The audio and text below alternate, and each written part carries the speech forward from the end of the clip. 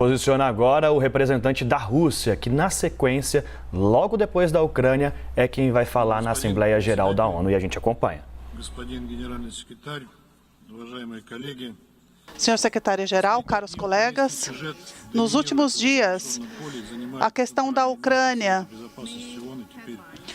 ganhou as manchetes em todo o mundo e agora gerou essa reunião de emergência na ONU. Ao mesmo tempo, as ações da Rússia estão sendo distorcidas e atacadas, e há um número...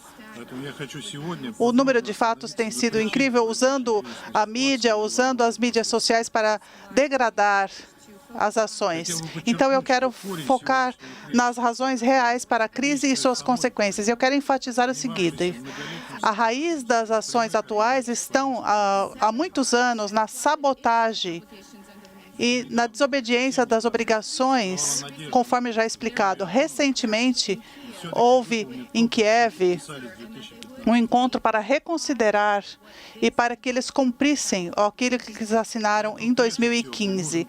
Para isso, acima de tudo, foi necessário um diálogo direto, conforme escrito no documento a respeito de Lugansk e Donetsk. No entanto, a confirmação da liderança do país foi que a Ucrânia não deveria se engajar nesse diálogo. Ela não iria participar dessa discussão da região de Donbás, conforme colocado no Acordo de Minsk, e isso foi apoiado em Kiev. E isso definitivamente traz o fato de que nós não temos um direito de permitir aos residentes de Donbás que eles cheguem às áreas russas. Portanto, as ações em fevereiro, elas escalaram. Foi pedido a nós que entregássemos apoio militar, de acordo com acordos bilaterais já feitos, para que eles fossem reconhecidos como áreas independentes. E esse é um passo lógico para essa ação agressiva feita pelo regime ucraniano, pelas autoridades ucranianas, que ativamente armaram vários estados. Há um conceito errado de que esses apoiadores do Ocidente poderiam apoiar militarmente, mas é difícil de explicar como a intensificação de bombardeios e sabotagem nos territórios que eu já disse, em Donbás, em Lugansk e em Donbás, as pessoas estão tendo de se esconder nos porões. E há muitos refugiados indo para a Federação Russa. Ainda assim, a operação da Ucrânia não mudou. E, no entanto, os parceiros ocidentais não estão querendo olhar para isso. Eles estão apenas repetindo o que os ucranianos dizem, com alegações de que Donbás, o povo de Donbás estava se atacando. Portanto, a piora desse sofrimento dos residentes de Donbás é algo que não comoveu os aliados do Ocidente e não houve empatia com eles, não houve compaixão para as pessoas de Donbás e Lugansk. Parece que essas pessoas não existem para eles. E como resultado das ameaças que acontecem nessas regiões de DNR e LNR, sob a cooperação de Minsk, elas não foram cumpridas. O presidente tomou a decisão de uma operação militar especial para a ocupação de Donbás. E o objetivo dessa operação militar é proteger as pessoas que por 8 anos foram atormentadas e sofreram genocídio pelo regime ucraniano. Portanto, há uma região de desmilitarizar e desnazificar a Ucrânia. Nós vamos lutar para tornar responsáveis aqueles que causaram crimes brutais e incontáveis nos residentes, incluindo residentes da Federação Russa. Isso está de acordo com o artigo 51 das Nações Unidas e da Carta da ONU, de acordo com o acordo que trata da DNR e da LNR,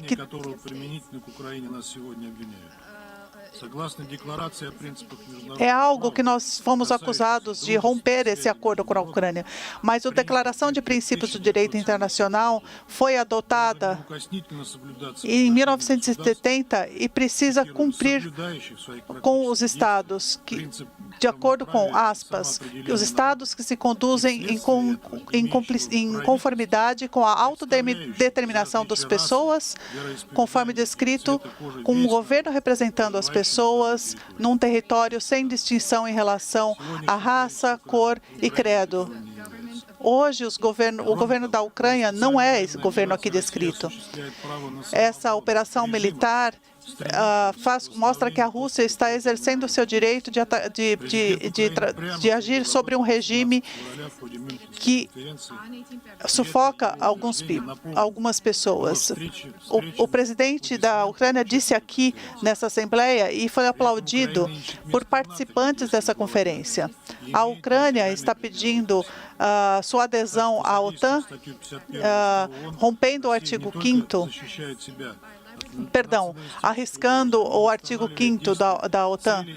Isso causaria uma ameaça à Rússia. Portanto, nós pedimos todos os princípios da Carta da ONU no solo de Donbás e da Ucrânia Pedimos que a ONU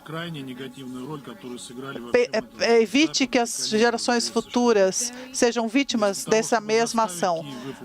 No entanto, os amigos ocidentais têm essa visão negativa e, ao invés de obrigarem Kiev a obedecerem esses requisitos, estão repetindo o mantra sem sentido das obrigações do Acordo de Minsk, que eles não estariam sendo cumpridos. Nossos colegas no Ocidente têm, de forma têm enviado ao país estruturas, equipamentos, incitando os ucranianos que enfrentam um contingente de 120 mil militares e estão incitando os civis a lutarem com eles. Portanto, os países ocidentais criaram uma bolha que não pode estourar. Nessa discussão, é preciso dizer que em 2008, o presidente apresentou no Conselho de Bucareste, pediu cuidado aos membros da OTAN que deveriam pensar 3 vezes antes de dizer que a Ucrânia e a Geórgia irão entrar na OTAN. Esse pareceu, na época, ter sido um compromisso que foi de encontro com ideais da época de entrar na aliança. Em 2014, houve um golpe inconstitucional em Kiev e, como resultado do qual, nacionalistas e radicais tomaram o poder. E a política deles foi de criar um sentimento anti-Rússia na Ucrânia e assegurar que o país entrasse na OTAN. Para nós, a Ucrânia entrar na ONU é uma linha vermelha do ponto de vista diplomático, estratégico e militar. O deslocamento de forças do nosso país, ele tem medidas e respostas determinadas que nos coloca à beira do conflito. Em dezembro de 2021, nós pedimos garantias de segurança para que o país não entrasse em OTAN. No entanto, nós estendemos a nossa mão e fomos recusados pelos norte-americanos e pelos representantes da OTAN. Nós continuamos discutindo um segundo tema sem a consideração, mas a questão não foi tratada em relação à liberdade de escolher alianças e de pedir a adesão a alianças era usado. Muitos de vocês se perguntam o que deveria ser feito agora e que papel as Nações Unidas têm nesse processo, nessa crise da Ucrânia. Eu acho que a ONU pode ter esse papel para solucionar erradicando os conflitos, obedecendo à Carta da ONU, em aliança com o Conselho de Segurança. No No entanto, tentativas para minar essas discussões, e por essa razão, em 24 de fevereiro, a Rússia votou contra aqui no Conselho de Segurança da ONU. Esse documento é um documento anti-Rússia, nem é preciso explicar por quê. E esse documento não é anti-ucraniano. Ele é inconsistente com ele é uma tentativa de colocar na Ucrânia as autoridades que deixaram o país à beira de uma tragédia. E essa tragédia já acontece há 8 anos.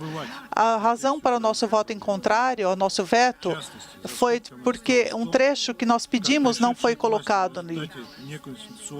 Era um documento não equilibrado e não tratava de questões que precisavam ser tratadas, inclusive a questão da Ucrânia, do sentimento anti-Ucrânia. Em fevereiro de 2014, nós aprovamos uma resolução de não acontecer bombardeios e artilharia em regiões civis e o lançamento de bombas em Donbas e Lugansk. Mas as autoridades ucranianas trataram com tolerância e indulgência, patrocinados pelos aliados no Ocidente, de forma cínica. Ao mesmo tempo, na linha de contato, os batalhões da morte da Ucrânia, com neonazistas, acabaram bombardeando essas regiões de DNR e LNR. E não podemos deixar de mencionar o fato de que essa crise nos últimos 8 anos levou a protestos, e inclusive um manifestante foi queimado vivo em Odessa. E os protestos em Maidan, na Praça Maidan, também levou à morte de civis. O regime de Maidan, os agressores do regime de Maidan não foram responsabilizados. E uma investigação alternativa dos snipers que atacaram os manifestantes na praça foi uma provocação pelos líderes. Nós, especificamente, no ano passado, fizemos uma reunião formal para tratar apenas dessa questão e queríamos trazer mais informação, mas em resposta a isso, nós ouvimos do Ocidente, dos patrocinadores do Ocidente, clichês em relação à propaganda política russa e que as circunstâncias, que havia necessidade para assegurar de ter o papel da Ucrânia de inflamar a crise, o que afetava não só as negociações de Minsk, como também montava o cenário para futuras ações. Com as mentiras sendo tratadas em relação a uma democracia que existia na Ucrânia e com a impunidade e a morte de opositores, fechando os veículos de imprensa na Ucrânia, onde poderia haver informação objetiva. 6 canais de TV foram fechados por Zelensky, apenas por Zelensky. E nós devemos mencionar também que o país foi inundado de armas e que foi colocada nas mãos de civis. As vidas de pessoas agora são responsabilidade das autoridades no poder na Ucrânia. Hoje, nós queremos enfatizar que as mentiras e desinformação das Forças Armadas da Ucrânia e das jornais da Ucrânia estão trazendo de uma forma desavergonhada, estão agindo de forma desavergonhada. Esse bombardeio de Ucrânias, das cidades, de hospitais, escolas, jardins de infância, não são uma ameaça ao povo da Ucrânia. Não há um bombardeio de áreas civis. As Forças Armadas russas têm controle. Essas áreas estão vivendo suas vidas normalmente. A infraestrutura, transporte, não estão sendo atacadas. Isso inclui usinas elétricas que estão sendo patrulhadas por russos e a polícia ucraniana no local. E elas estão operando normalmente, inclusive Chernobyl opera normalmente. Foi dito que reféns foram tomados em determinadas regiões, inclusive Chernobyl. Mas há muita evidência de que pessoas comuns da Ucrânia foram protestar e foram atacadas por bombardeios feitos por ucranianos. Isso é uma violação de direito internacional que deve ser condenada. É a mesma tática que tem sido usada pelos terroristas e que toda essa responsabilidade, essas mentiras devem ser devidamente consideradas. Os radicais, os elementos radicais devem ser combatidos, incluindo criminosos que foram liberados de prisões e receberam armas para lutar ao lado de civis. Há evidências disso acontecendo em Kiev e em outra cidade. Isso mostra como a Ucrânia não tem lidado com o tema da forma como ela diz. Nós recebemos também documentos sobre proteção social e segurança dos últimos 8 anos, e esse órgão que nos enviou o documento conta como o neonazismo nasceu e cresceu dentro da Ucrânia e como ele tem sido mantido no nível estadual. Hoje, o status do neonazismo na Ucrânia, ele inclui assassinos, criminosos e aqueles são pessoas que receberam 25 mil armas sem documentação e eles estão fazendo saques, estão atacando as cidades, estão atacando em nome da defesa, assim chamada, da Ucrânia. Mataram uma menina, mataram 2 crianças e seus pais. Perdão, 2 crianças estão em hospitais, uma menina foi morta. Depois do golpe do presidente em 2014, os cidadãos não ficaram indiferentes à presença russa, que eles ameaçam com morte no país. E nós temos um documento em 2019 que mostra 60, quase 70% das pessoas são russas nessa região, nas regiões mencionadas. As mídias sociais da Federação Russa é acusada de estar uma guerra de informação e de atacar a infraestrutura civil. Isso não existe. Os ucranianos atacam e os ataques acidentais são feitos pelos nacionalistas ucranianos, usando as mídias sociais a seu favor. Há 1,2 milhão de notícias falsas, de fake news, sendo divulgadas e que partiram do lado ucraniano. E essa conversa também precisa ser devidamente avaliada. E nós também devemos tratar essa conversa apresentada no celular pelo embaixador também foi uma dessas mentiras apresentadas. Nós propomos que registremos que o Conselho de Segurança não conseguiu cumprir sua responsabilidade para a manutenção da paz internacional e da segurança. E, ao mesmo tempo, não houve uma tentativa, nada, para tentar circular a posição da Federação Russa. Portanto, nós somos um dos alicerces das Nações Unidas e nós precisamos encontrar um campo em comum com os amigos ocidentais, inclusive quando eles não pensam em nossas preocupações legítimas em relação à OTAN e a quebra nos países ocidentais em relação à invisibilidade da segurança. Para concluir, senhor presidente da Assembleia, eu gostaria de dizer que a Federação Russa não começou essas hostilidades. Essas hostilidades foram lançadas pelos residentes da Ucrânia, de Donbás e daqueles que ficam nessa região. Nós queremos encerrar essa guerra. Muito obrigado. Muito obrigado ao representante da Federação Russa.